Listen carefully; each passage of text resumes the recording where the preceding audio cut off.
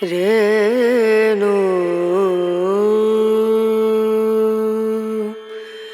Rana Ra.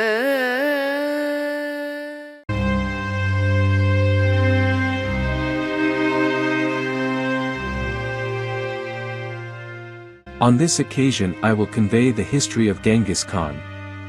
Genghis Khan was the founder of the Mongol Empire, which he ruled from 1206 until his death in 1227. Born Temujin, he acquired the title of Genghis Khan, likely meaning universal ruler, after unifying the Mongol tribes.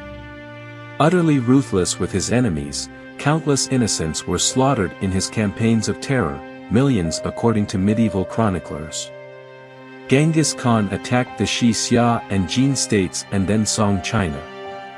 In the other direction, his fast-moving armies invaded Persia, Afghanistan, and even Russia.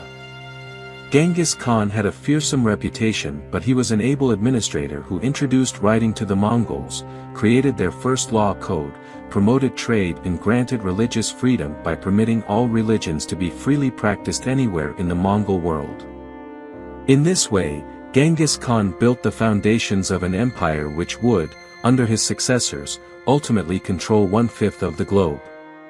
Genghis Khan's life is told in the secret history of the Mongols, parts of which likely date to the first half of the 13th century as well as later Chinese and Arab sources. He was born to aristocratic parents and was given the birth name of Temujin, named after a Tartar captive. The date of birth is not known for certain, with some scholars choosing 1162 and others 1167. Legend has it that the infant was born clutching a clot of blood in his right hand, an ominous omen of things to come. Temujin's mother was called Holun and his father, Yasugei, who was a tribal leader, and he arranged for his son to marry Borte, the daughter of another influential Mongol leader, Day Season, but before this plan could come to fruition, Temujin's father was poisoned by a rival. Temujin was still only 9 or 12 years old at the time, and so he could not maintain the loyalty of his father's followers. As a consequence, he and his mother were abandoned on the Asian steppe, left to die. However, the outcast family managed to forage and live off the land as best they could.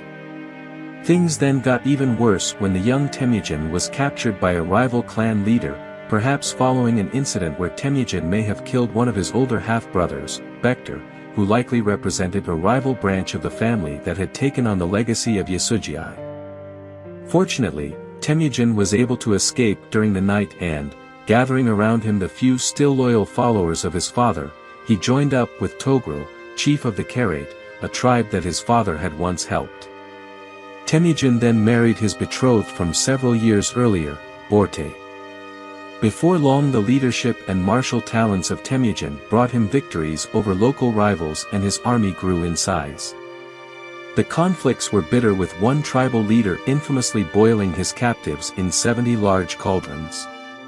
Temujin proved unstoppable, though, and he managed to unify most of the different nomadic tribes which roamed the grasslands of Central Asia, each one composed of different but related clans, by creating a web of alliances between them.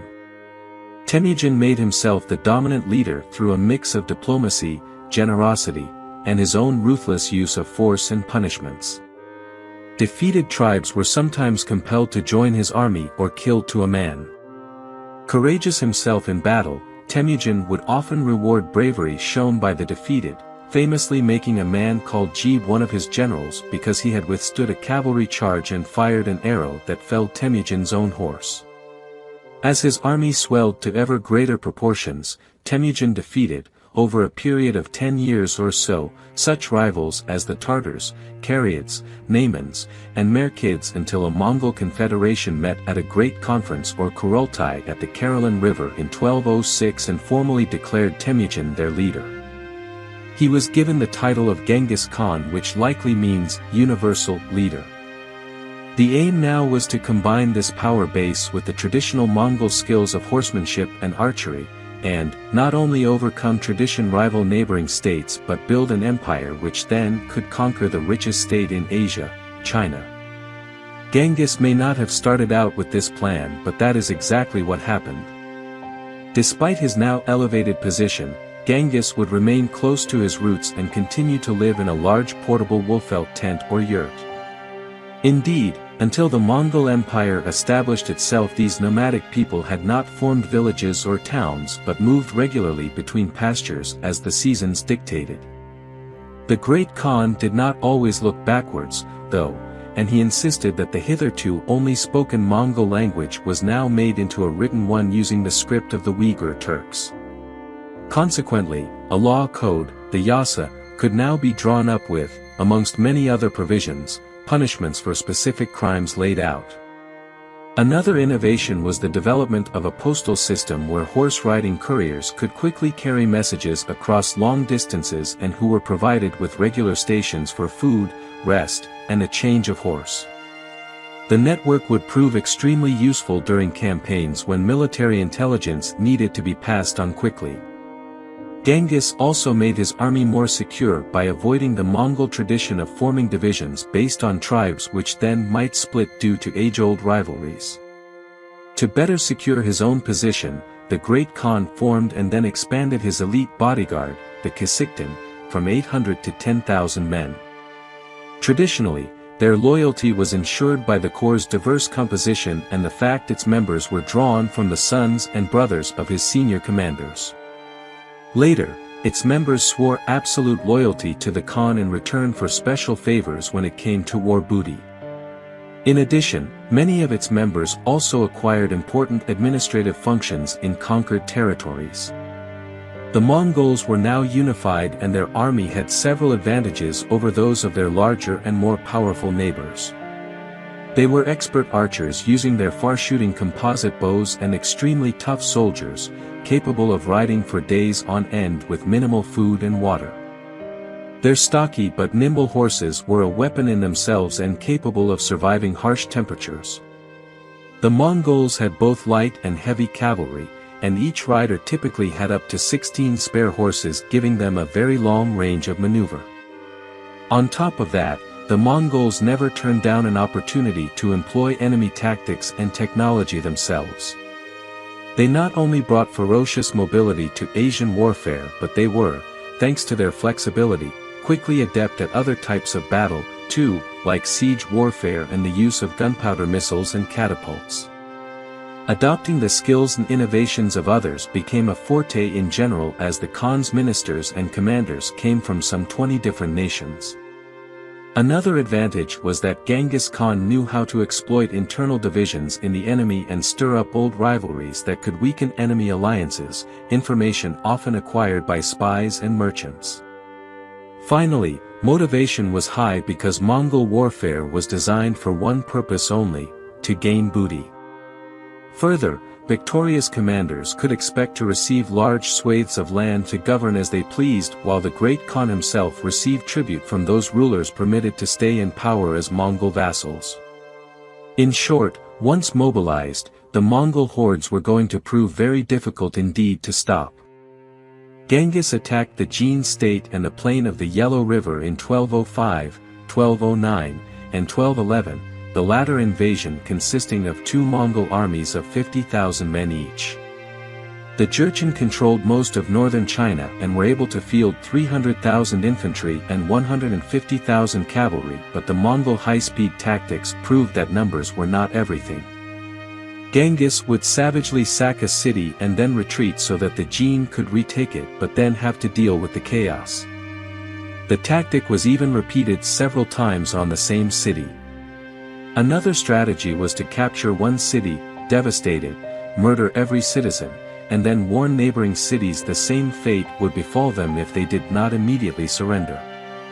There were also acts of terror such as using captives as human shields. To add to the Jin's woes, they were beset with internal problems such as chronic corruption emptying the state coffers, natural disasters, and assassinations of top officials, including Emperor Fadi in 1213.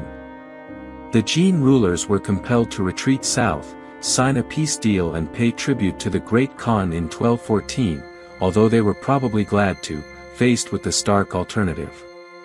It was a respite, but worse was to come as the Mongols re-attacked the Jin in 1215 after they moved their capital south, and Genghis took this as a repudiation of their vassal status.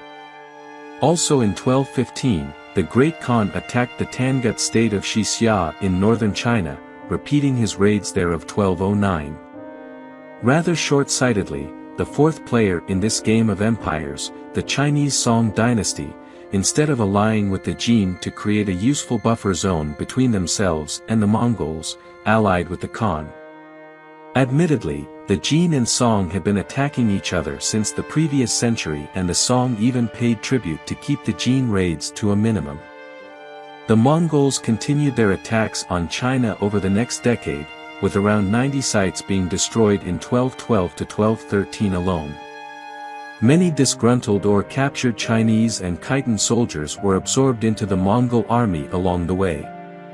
The Song launched a counterattack into Mongol territory in 1215, which ultimately failed, and the Chinese general Peng I-pin was captured, a fate which befell one of his successors in 1217. Also in 1215, Beijing was captured and the city burned for a month. Even Korea did not escape the Khan's attentions, with an invasion force chasing down fleeing Khitans in 1216 and a Korean army then supporting the Mongols in battles against the Khitans in 1219. After a period of relative stability, the Mongols would once more go on the march, attacking Korea again in 1232 and 1235, and China in 1234, finally bringing about the collapse of the Jin state. It was now clear they would not be satisfied until they had conquered the whole of East Asia. Song China was now fully exposed from the north and weaker than ever, racked as it was by internal political factions and hamstrung by an overly conservative foreign policy, which meant that it was only a matter of time before the Mongols brought about its collapse, too. Genghis Khan was far from satisfied with the imminent fall of China, though, and turned his army to the southwest and invaded what is today Turkestan, Uzbekistan, and Iran between 1218 and 1220. The target was the Khwarezm Empire.